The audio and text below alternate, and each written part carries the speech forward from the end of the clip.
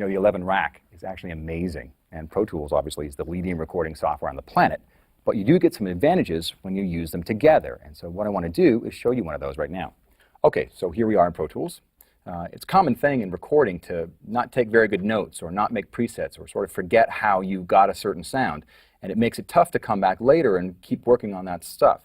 So in Pro Tools and the 11 rack, you now have the ability to embed the settings from the rig directly into the audio file. And you can see that's right here in the user options. And you can say, what audio file would you like to embed those settings into? You can see there are a bunch of different options. And when you get that, you get a little E symbol right here to let you know that that is the track you are embedding the settings into.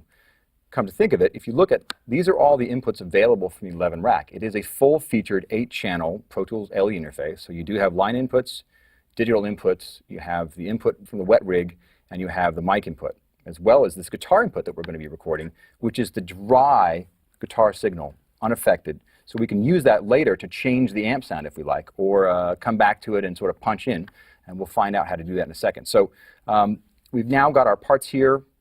If we go and look at the Playback Engine, you'll see that I've got a playback hardware buffer of 512 samples, which is a little bit high for me. I don't feel I can play tightly when there's a buffer setting that high. And you don't have to worry about that, because in Pro Tools, with the 11 rack, when I turn on low latency monitoring,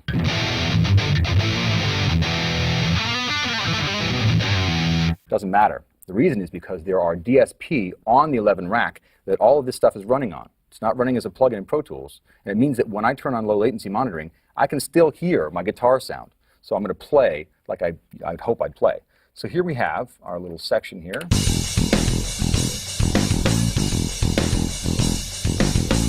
So we're ready to play. I've got my count off going on. I've got my crunchiness. It's always important. And let's do it.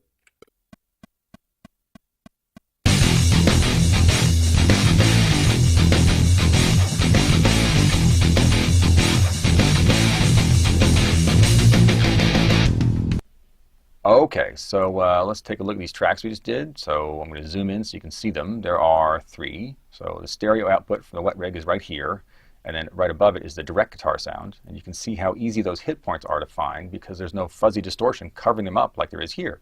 So as an added benefit, you can actually use it as an editing guide. Just select across both tracks, but use the direct guitar track for your in and out points. You can always print directs just to help you with your editing if you want.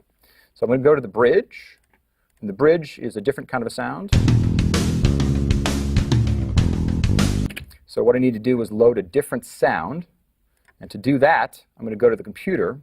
So you can load and save settings, both to the 11 rack itself and also the computer. So I'm just going to pull this one right off the computer. So this is more of a wet sounding thing.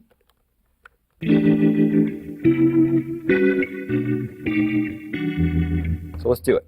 I got my counting going on.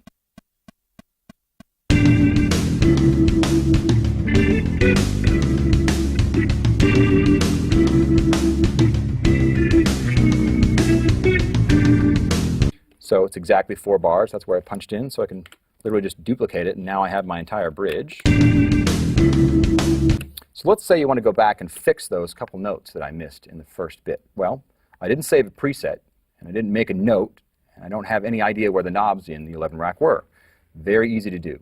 All you have to do is right-click on the file that has a little E symbol icon in it, and just say Load Guitar Rig Settings. And what it will do is load all the settings for the rig right into the 11 rack, so I can get right back.